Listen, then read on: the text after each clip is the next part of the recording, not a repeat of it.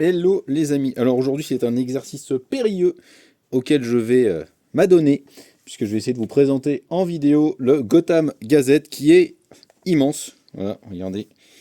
Ça c'est un comics format classique et voilà, c'est Gotham Gazette, donc ça fait quasiment le double en taille.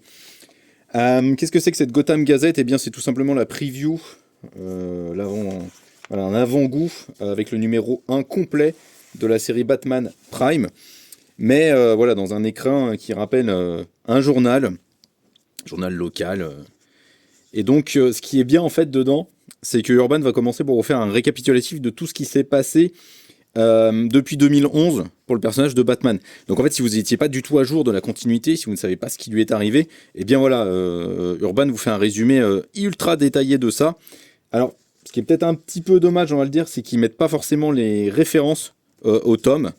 Donc ça, c'est un petit peu dommageable quand même si en fait, voilà, vous avez fondamentalement tous les tomes dont ils vont parler sont présents ici. Donc Batman Renaissance avec le run de Scott Snyder que vous pouvez retrouver dans Scott Snyder présente Batman, Batman Rebirth en 4 intégrales, même s'il y en a une qui, je crois, est épuisée pour l'instant. Joker War, Batman Infinite, Dark City et puis Batman Prime pour avoir les derniers événements de la continuité principale. Et donc voilà, ça se présente sous cette forme, la forme d'un journal. Donc les pages ne sont pas agrafées évidemment pour rester dans ce truc. Et on va pas se mentir, ça arrache la tronche. C'est vraiment très très beau, très très bien fait. Les planches claquent vraiment de fou furieux. De toute façon, le taf de Rory Menez sur la série est juste incroyable. Et donc ça vous permet voilà, d'avoir un avant-goût en fait, de voir où vous allez mettre les pieds. Puis d'avoir surtout un objet collector, j'ai envie de dire. Parce que c'est pas tous les jours qu'on peut avoir un comics de ce format, de ce calibre en VF. Enfin voilà, regardez-moi ça un peu, c'est vraiment magnifique. Je trouve que c'est incroyable le rendu que ça offre. On a jamais vu ça. C'est vraiment beaucoup plus grand encore que les formats DC Treasury qui sont déjà pour le coup immenses. Voilà, on va pas feuilleter le numéro en complet, mais voilà, moi j'ai lu quelques épisodes en VO déjà, j'ai lu les 3 premiers.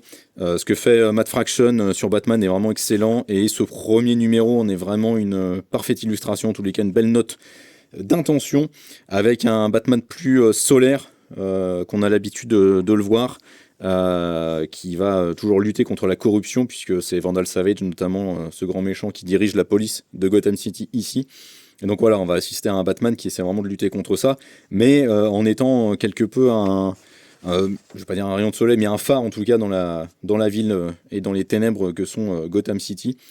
Mais ouais, il y a une approche un peu plus optimiste, en tous les cas un peu plus ouais, solaire du personnage. Donc c'est vraiment un immense coup de cœur pour moi, cette nouvelle série Batman. Et voilà, 3,95, je vous encourage fortement à aller chez votre libraire ou à le commander sur Excalibur Comics pour découvrir tout simplement le contenu et découvrir le début de la série de Matt Fraction et Rory Menez, qui arrive dans un tome complet alors fin mai ou début juin, je me souviens plus, je me paume à chaque fois dans la date, avec une variante exclusive CSA qui part très très vite.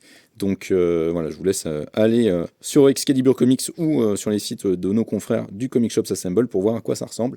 Ciao ciao!